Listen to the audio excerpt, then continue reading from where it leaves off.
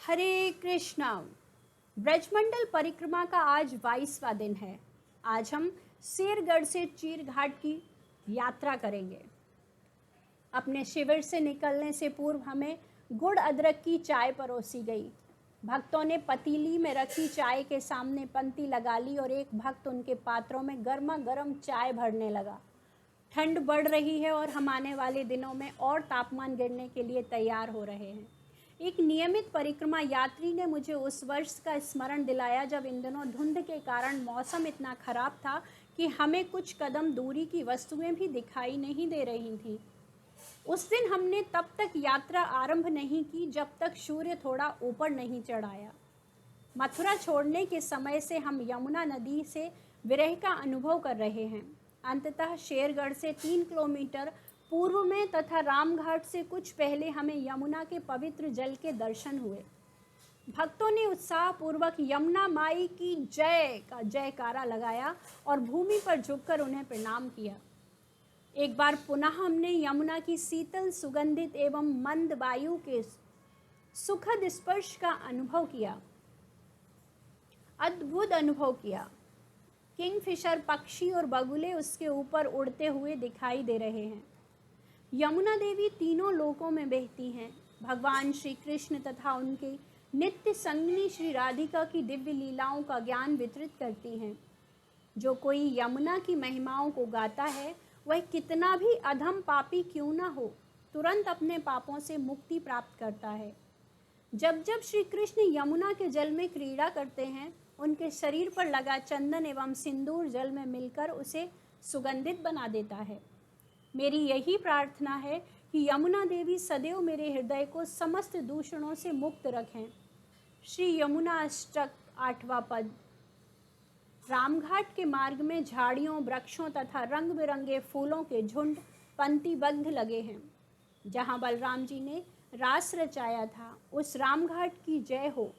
रोहिणी नंदन बलराम जी की जय हो। सब वृंदावन वासियों की जय हो, जय हो। श्री ब्रजधाम महिमामृत 7वां पद। एक दिन द्वारका में बलराम जी के मन में अपने माता पिता तथा अन्य ब्रजवासियों के से भेंट करने की इच्छा हुई। ब्रजवासी उनके विरह में पीड़ित थे। बलराम जी के मन में भी उनसे मिलने की उतनी ही तीव्र उत्कंठा थी। यह विचार करके बलराम जी ने वृंदावन आने का निश्चय कर लिया।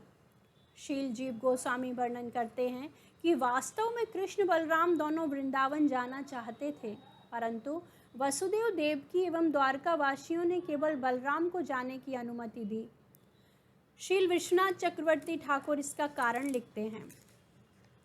यदुओं ने विचार किया, भगवान की प्रिय सखियां अपने पवित्र एवं उन्मत्त प्रेम के लिए विख्यात हैं और श्री कृष्ण के माता पिता भी उनसे अत्यधिक स्नेह करते हैं। भगवान श्री कृष्ण तो प्रेम के भूखे हैं, इसलिए यदि वे वृंदावन चले गए तो फिर वहाँ से उनका वापस लौटना कदाचित संभव ना हो। यह विचार करके यदुओं ने श्री हरि को जाने नहीं दिया। वे जानते थे कि श्री कृष्ण उन लीलाओं के अधीन हो जाते जिनमें वे ब्रजवासियों के साथ नित्य वर्धित प्रेम का आदान प्रदान करते हैं। श्रीमद्भागवतम 10.65.1 का तात्पर्य। इस प्रकार बलराम जी श्री कृष्ण के बिना ही वृंदावन आए। वे चैत्र एवं बैसाख मध्य मार्च से मध्य मई तक के महीने यहाँ रहे। इस दौरान उन्होंने श्री कृष्ण की गोपियों को सांत्वना दी और प्रत्येक रात्रि अपनी गोपियों के साथ रासलीला की।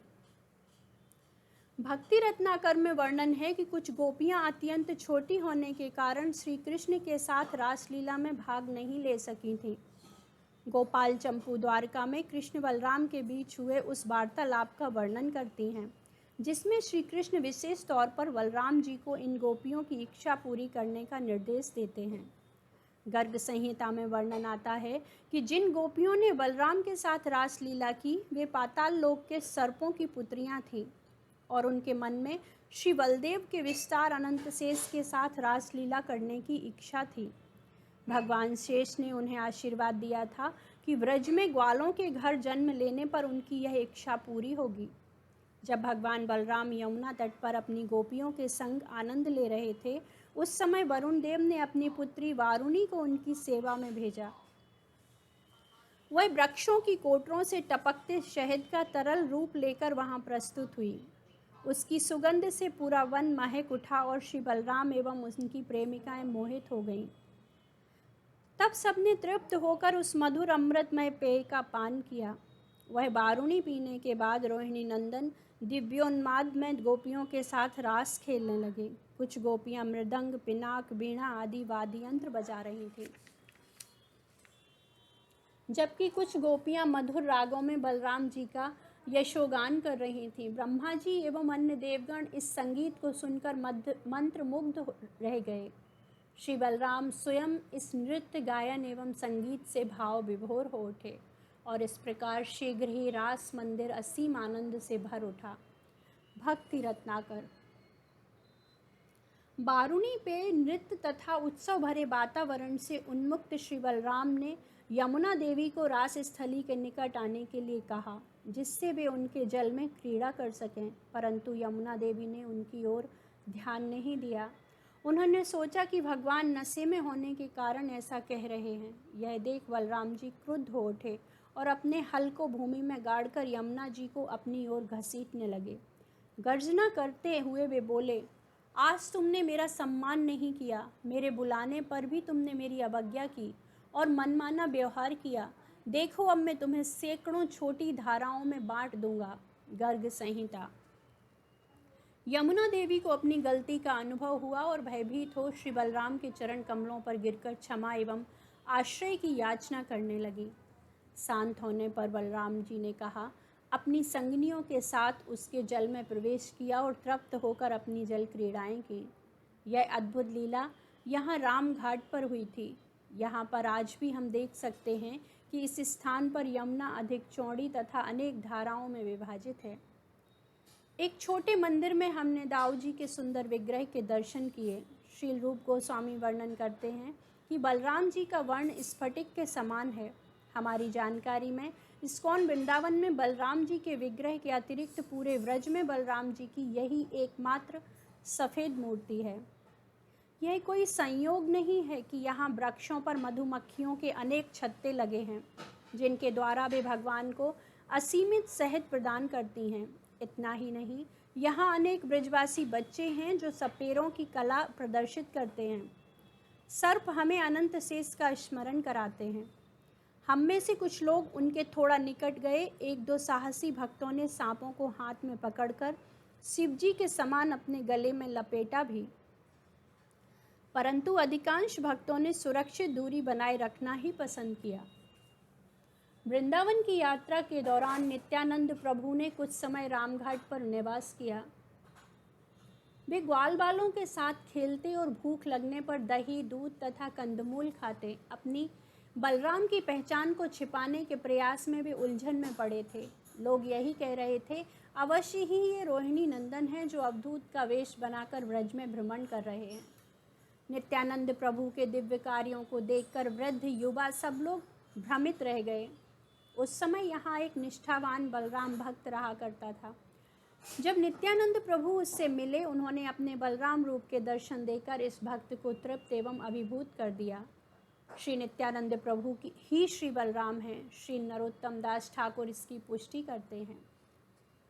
ब्रजेंद्र नंदन ये सची सुत हेले से, बलराम हाय निताई, दीनहीन यत छिल, हरि नाम उधारिल, तार साक्षी जगाई मधाई। इस कलयुग में ब्रजेंद्र नंदन कृष्ण सची माता के पुत्र के रूप में अवतरित हुए हैं और बलराम जी श्री नित्यानंद प्रभु के रूप में। हरिनाम ने सभी पतित जीवों का उद्धार कर दिया है और जगाई मधाई नामक दो अपराधी इसके प्रमाण हैं। इष्टदेव विज्ञप्ति, तीसरा पद। श्री बलराम श्री कृष्ण से अभिन्न हैं और दोनों के शरीर का वर्ण ही उनमें एकमात्र भेद है।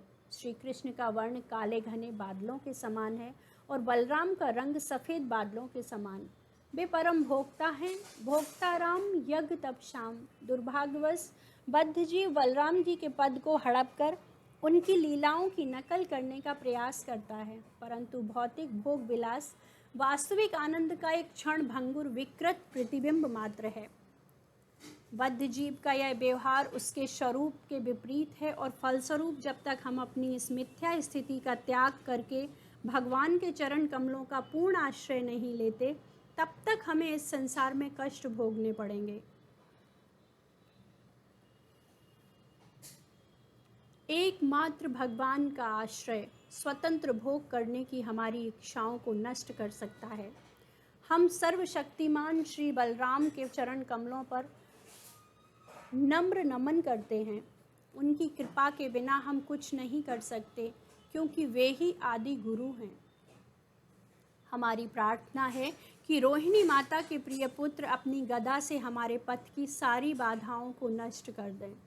वे अपने हल द्वारा हमारे हृदय रूपी खेत को जोतें, जिससे वहाँ भगवत प्रेम प्रदान करने वाली भक्ति लता अंकुरित हो सके। एकमात्र वे हमें ब्रजमंडल परिक्रमा पूरी करने एवं जीवन के चरम लक्ष्य को प्राप्त करने का पर्याप्त बल प्रदान कर सकते हैं। वे हमें अपना आशीर्वाद दें, यही कामना है। श्री बलराम जी की जय। रामघाट से निकलकर हमारा परिक्रमा दल पुनः खेतों की पगडंडियों एवं छोटे गांवों के सकरे रास्तों में गुजरने लगा। हमने रामघाट क्षेत्र में हुई कुछ अन्य लीलाएं सुनी, जिनका वर्णन भक्ति रत्नाकर में किया गया है। कच्छ वन वह स्थान है जहां कृष्ण और उनके मित्रों ने खेल खेल में कछुए की नकल की थी, और भूषण वन वह स्थान है जहां ग्वाल वालों ने कृष्ण को पुष्प आभूषणों से सजाया था। बिहार वन की यात्रा थोड़ी लंबी रही। श्री कृष्ण को इस वन में विहार करना अत्यंत प्रिय था, और यही उनकी मनपसंद क्रीड़ा स्थली थी। एक दृष्टि से संपूर्ण वृंदावन कृष्ण की क्रीड़ा स्थली है, क्योंकि उन्होंने सर्वत्र अपनी विविध लीलाओं का आनंद लिया है। जब नंद महाराज गोकुल से सक्टावर्त स्थानांतरित हो रहे थे, तो उस समय कृष्ण और बलराम अपनी माताओं के साथ बैलगाड़ी पर बैठे अपनी बचकानी बातों से उन्हें असीम सुख प्रदान कर रहे थे। कृष्ण, मैया मैया, बैलगाड़ी से हम कहाँ जा रहे हैं? रोहिणी, लल्ला, हम यमुना पार वृंदावन जा रहे हैं। कृष्ण, वृंदावन जाकर हम क्या करेंगे? वहाँ क्या है? वहाँ ऐसा क्या सुख है जिसके लिए हम इतना श्रम कर रहे हैं? रोहिणी माता, लल्ला, वहाँ खेलने के अनेक स्थान तथा खेलने की अनेक वस्तुएं हैं। यह सुनकर कृष्ण बलराम खिल उठे और हम वृंदावन में हम खेलेंगे कहकर बैलगाड़ी में ही नाचने लगे। हमने यहाँ सुंदर राधा कृष्ण विग्रहों के दर्शन किए। उनका सिंहासन चमकीले कागज से बने मोरों से सजा है। मंदिर से लगकर बिहार कुंड है। कथा के लिए मुझे कहा गया और मैंने भक्तों को मंदिर के बाहर खुले प्रांगण में एकत्र किया, जिसमें हमें प्रातःकालीन सूर्य की गर्माहट मिल सके। पक्षी चहचहा रहे हैं और हमारा कृष्ण कीर्तन उनके उत्साह के साथ मेल खा रहा है। जय राधा माधव, जय कुंज बिहारी। कथा के दौरान मैंने श्री कृष्ण और उनके ग्वाल मित्रों द्वारा खेले जाने वाले कुछ खेलों का उल्लेख किया। श्रील प्रभुपाद इनका वर्णन करते हैं। कुछ बालक आनंद पूर्वक मोरों का पीछा करने लगे और कुछ कोयल की बोली की नकल करने लगे। कुछ बालक आकाश में उड़ रहे पक्षियों की छाया का अनुसरण करते हुए उनके साथ साथ चलने लगे। कुछ बालक बंदरों के साथ जाकर उनकी बगल में चुपके से बैठ गए और मोरों के नाचने की नकल करने लगे। कुछ बालक बंदरों की पूंछ पकड़कर उनके साथ खेलने लगे, और जब भी बंदर वृक्षों पर कूदते तो वे भी उनका अनुकरण करते। जब एक बंदर ने अपना मुंह और दांत दिखाए तो एक बालक ने नकल करते हुए उसे भी अपना मुंह और दांत दिखाए। कुछ बालक यमुना तट पर मेंढकों के साथ खेलने लगे, और जब भयभीत होकर वे मेंढक नदी में छलांग लगाते तो बालक भी तुरंत उनके साथ कूद पड़ते। जल से बाहर निकलकर जब वे अपनी परछाई देखते तो उसकी नकल करते हुए व्यंग्यात्मक हाव भाव दिखाते और हंसते। वे सूखे कुएं के पास जाते और उसमें झांककर ऊंची आवाज़ निकालते, और उसकी प्रतिध्वनि आने पर वे उसे गालियां देते हुए हंसते। यदि भगवान को सोमवार सुबह जाकर पूरे सप्ताह नौकरी करनी पड़े तो वह व्यक्ति भगवान नहीं हो सकता। निस्संदेह श्री कृष्ण ही पूर्ण पुरुषोत्तम भगवान हैं, क्योंकि उनके पास खेलने के अतिरिक्त अन्य कोई कार्य नहीं है। इसका अर्थ यह है कि जब तक हम भी श्री कृष्ण के साथ अलौकिक खेल खेलने के लिए तैयार नहीं हैं, तब तक हम श्री कृष्ण की लीलाओं में प्रवेश नहीं कर सकते। श्रीमद् भागवतम में भगवान तथा उनके परिकरों की विस्तृत जानकारी दी गई है। एक दृष्टि से भागवत हमें भगवान की लीलाएं केवल सुनाती ही नहीं, अपितु उन्हें दिखाती भी है। यदि व्यक्ति श्रद्धा एवं ध्यानपूर्वक श्रवण करता है तो ये लीलाएं उसके हृदय में सदैव प्रकट होती रहेंगी। अंततः जब भगवान को लगेगा कि हमारा उचित समय आ गया है, हमें उनकी लीलाओं में प्रवेश की अनुमति मिल जाएगी। इस लक्ष्य को प्राप्त करना मनुष्य जीवन का ध्येय है। निकट ही एक बड़ी गौशाला है। कुछ गायें भक्तों के बीच उन्मुक्त विचरण कर रही हैं और बिस्कुट या फल की अपेक्षा में अपनी नाक से उन्हें स्नेहपूर्वक टोंच रही हैं। कथा के पश्चात हम थोड़ी दूर स्थित एक खेत में आए, जहां नाश्ता प्रसाद में हमारे लिए गरम खिचड़ी, दही, पापड़, अचार, फ्रूट सलाद इत्यादि आया है। प्रसाद के बाद हमने अपने हाथ मुंह धोए और खेतों एवं गांवों से होते हुए अक्षय वट की ओर यात्रा जारी रखी। अक्षय वट, इस क्षेत्र में वृक्षों के सिर नीचे झुके हैं। वे कृष्ण और उनके ग्वाल मित्रों द्वारा उड़ी धूल को प्रणाम कर रहे हैं। जैसे ही उनकी शाखाएं धरती पर स्पर्श करती हैं, उनसे जड़ें और फिर से नए वृक्ष उग जाते हैं। फलों से लदे वृक्ष सीधे खड़े नहीं रहते, अपितु अपने फलों के भार से झुक जाते हैं। इसी प्रकार सद्गुण संपन्न भक्त अपनी सहज नम्रता व सिर झुकाकर रखते हैं। उनके शब्दकोश में उद्दंडता नामक शब्द नहीं होता। यदि इस समय हमारा हृदय नम्र नहीं है, फिर भी यदि हम हरिनाम करते हुए नम्रता का अभ्यास करेंगे तो धीरे धीरे हम अवश्य नम्र बन जाएंगे। विद्या ददाति विनयम, अर्थात विद्या नम्रता प्रदान करती है, तथा विनयाति याति पात्रता, अर्थात विनय से ही व्यक्ति पात्र बनता है। यहाँ हम अक्षय वट के दर्शन कर रहे हैं। कहा जाता है 5000 वर्ष पूर्व इसकी शाखाओं के नीचे श्री कृष्ण अपने मित्रों के साथ भोजन खाते और कुश्ती का आनंद लिया करते थे। बालक इस वृक्ष पर अपने खाने की पोटलियां लटका देते और गौएं चराकर तथा कृष्ण बलराम द्वारा भयानक असुरों का वध देखकर वे यहाँ लौट आते और भोजन करते। कुछ लोग यह भी कहते हैं कि उन दिनों यमुना यहाँ निकट बहती थी और यह मूल वट वृक्ष इतना विशालकाय था कि उसकी शाखाएं यमुना तक फैली थीं। हमने भगवान की अद्भुत लीलाओं का प्रत्यक्ष दर्शन करने वाले इस अद्भुत वट वृक्ष से अपनी मस्तक स्पर्श किए और उसे प्रणाम किया। बिना पूर्व तैयारी के हमने कृष्ण और ग्वाल बालों के बीच होने वाले कुश्ती का खेल प्रदर्शित करने का निश्चय किया। एक वरिष्ठ भक्त ने हमारे छोटे विश्वंभर को चुनौती दी। वे विश्वंभर के हाथों पटके जाने तथा परास्त होने का दिखावा करने लगे। यह देख सब भक्त विश्वंभर की विजय पर तालियां बजाते हुए हरि बोल का उद्घोष करने लगे।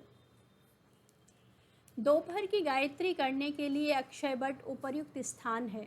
श्री श्री निताई गौर सुंदर एक वृक्ष के चारों ओर बने गोल कंक्रीट चबूते पर विराजमान हैं और हम उनके सम्मुख बैठकर इन पवित्र मंत्रों का ध्यान कर रहे हैं।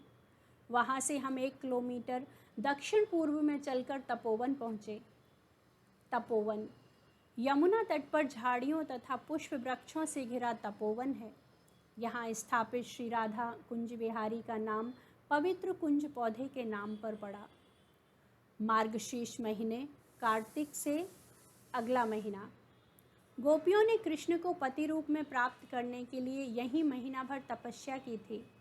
उस दौरान उन्होंने केवल बिना नमक मसाले की खिचड़ी खाई। प्रत्येक सुबह सूर्योदय से पूर्व गोपियाँ यमुना में स्नान करती और इस प्रार्थना के साथ माँ कात्यायनी देवी की पूजा करती। कात्यायनी महामाये महायोगिनी धीश्वरी नंद गोप सुतम देवी पतिम में कुरु में ते नमः। हे कात्यायनी देवी, हे भगवान की महामाया शक्ति, हे महान योग शक्तियों को धारण करने वाली, कृपया नंद महाराज के पुत्र को मेरा पति बना दें। मैं आपको प्रणाम करती हूँ। श्रीमद् भागवतम 10.22.4।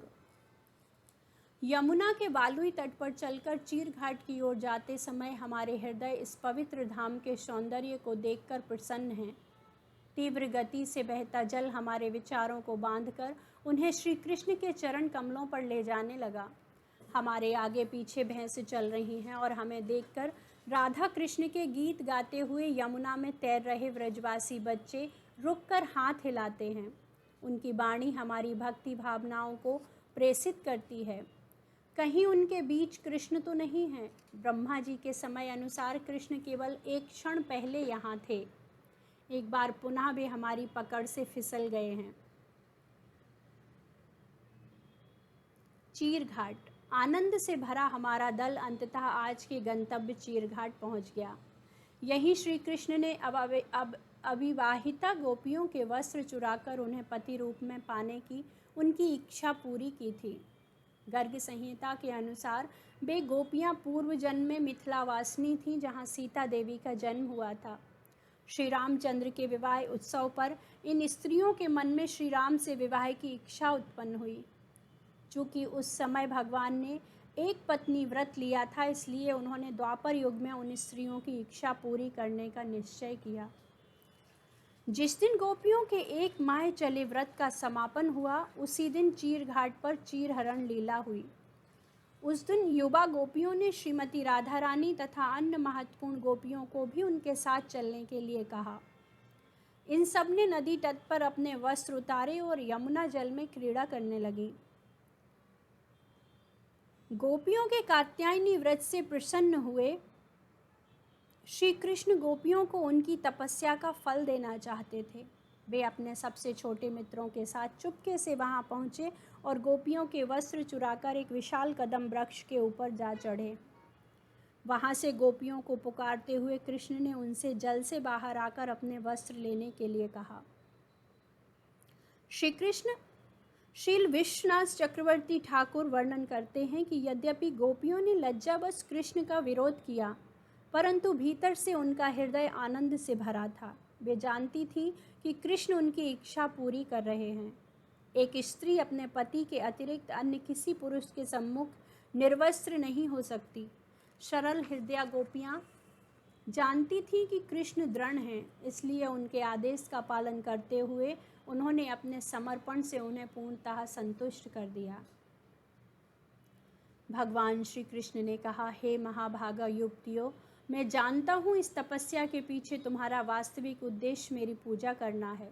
मैं तुम्हारी इस इच्छा का अनुमोदन करता हूँ। तुम्हें इसका फल अवश्य प्राप्त होगा। जिस प्रकार धूप में सूखे तथा अग्नि में भूने गए बीज अंकुरित नहीं होते, उसी प्रकार जो व्यक्ति अपना मन मुझ पर केंद्रित करता है, उसकी इच्छाएं उसे भौतिक भोग विलास की ओर नहीं ले जाती। हे बालाओं, अब ब्रज लौट जाओ, तुम्हारी इच्छा पूरी हुई। आने वाली रात्रियों में तुम मेरे संग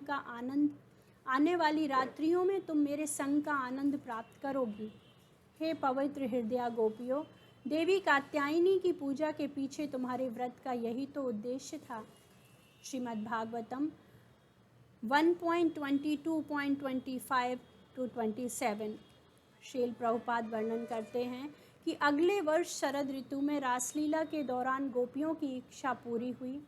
चीर घाट पर हुई इस लीला के विषय में श्रील जीव गोस्वामी लिखते हैं, कृष्ण ने उनके वस्त्र एवं हृदय चुरा लिए और बदले में केवल वस्त्र लौटाए। उन्होंने उनके हृदयों को लौटाया नहीं, वरन छिपा लिया। गोपाल चंपू, पूर्व चंपू। हमने यहाँ वज्रनाभ द्वारा स्थापित कात्यायनी देवी की पूजा को प्रणाम किया, मूर्ति को प्रणाम किया। गोपियों द्वारा कात्यायनी देवी की पूजा पर श्रील प्रभुपाद लिखते हैं, सामान्यतया वैष्णवजन देवी देवताओं की पूजा नहीं करते। श्रील नरोत्तम दास ठाकुर ने शुद्ध भक्ति में प्रगति के इच्छुक व्यक्तियों को किसी भी प्रकार की देव पूजा के लिए कठोरतापूर्वक मना किया है। तथापि हम देखते हैं कि श्री कृष्ण से अतुलनीय प्रेम करने वाली गोपियों ने दुर्गा देवी की पूजा की। कई बार देवोपासक देवताओं की पूजा के लिए गोपियों का उदाहरण देते हैं, परंतु हमें गोपियों का उद्देश्य समझना होगा। प्रायः लोग भौतिक लाभ हेतु दुर्गा देवी की पूजा करते हैं। यहाँ गोपियों ने श्री कृष्ण की पत्नियां बनने के लिए देवी की पूजा की। तात्पर्य यही है कि यदि श्री कृष्ण हमारे कार्य के केंद्र हैं तो भक्त उस लक्ष्य को प्राप्त करने के लिए कोई भी मार्ग अपना सकता है। श्री कृष्ण को संतुष्ट एवं उनकी सेवा के लिए गोपियां कोई भी मार्ग अपना सकती हैं। यही गोपियों का परम श्रेष्ठ गुण है। डूबता सूरज यमुना के जल पर प्रतिबिंबित हो रहा है, जिससे यमुना का तट रत्न जड़ित प्रतीत होता है। अद्भुत दृश्य है। ब्रज में 3 वस्तुएं ऐसी हैं जो 5000 वर्ष पूर्व श्री कृष्ण के समय से यहाँ विद्यमान हैं। गोवर्धन पर्वत, ब्रजरज तथा यमुना देवी। यमुना त्रिलोकी में सर्वाधिक पावन नदी है और गंगा से 100 गुना अधिक प्रभावशाली है। भगवान प्रतिदिन इसके जल में लीलाएं करते। यह विचार करते हुए हमने भी दिन भर की थकान मिटाने के लिए इसमें डुबकी लगा दी। पुनः कुछ भक्त मुझे बताने लगे कि किस प्रकार परिक्रमा ने उनका जीवन परिवर्तित कर दिया। कुछ ने तो कहा कि अब वे पहले जैसे नहीं रहे। ब्रज की स्मृतियां उनकी चेतना में अंकित हो रही हैं। अनेक भक्त नदी तट पर बैठे श्री कृष्ण पुस्तक पढ़ रहे हैं, जिनमें गद्य पद लिखने की प्रतिभा, और वे किसी एकांत में बैठकर धाम के जीवन से संबंधित अपने व्यक्तिगत साक्षात्कार लिख रहे हैं। बच्चे कोमल रेत के ढेर पर बैठकर द्वारका नगरी बना रहे हैं। हमारा पड़ाव कात्यायनी मंदिर के ठीक पीछे और उसके सामने एक खाड़ी है। संध्या आरती के बाद छोटी कथा और कुछ चर्चा हुई। स्थानांतरित लोगों के झुंड धूम्रपान करते हुए हंसते हुए हमें देख रहे हैं। पहली बार परिक्रमा पर आए एक यात्री ने पूछा, धूम्रपान जैसे कार्य कर रहे ब्रजवासी की स्थिति को किस प्रकार समझा जाए? एक भक्त ने उत्तर दिया कि हो सकता है कि धामवासी ऐसे पाप कर्मों में संलग्न हो, तथापि धाम में जन्म लेने के कारण हमें उन सौभाग्यशाली लोगों का पूरा सम्मान करना चाहिए। श्रील प्रभुपाद कहते थे कि ऐसे धामवासी भगवत धाम लौटने से पहले वृंदावन में एक और जन्म लेकर अपने पाप कार्यों के फल भोगेंगे। श्रील प्रभुपाद ने कहा, वृंदावन में जन्म लेने वाला कोई भी व्यक्ति साधारण नहीं है।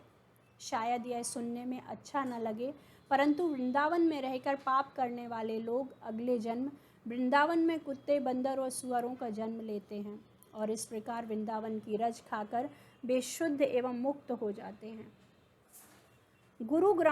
गुरुदास ने पूछा, और नदी किनारे रहने वाले उन लोगों का क्या जो दिन भर गांजा फूकते रहते हैं? हंसते हुए श्रील प्रभुपाद बोले, ओ, वे हिप्पी बनेंगे। उनकी बड़ी दाढ़ी और लंबे बाल होंगे और वे सैन फ्रांसिस्को में जन्म लेंगे। वृंदावन डेज, पृष्ठ 29। हरे कृष्ण।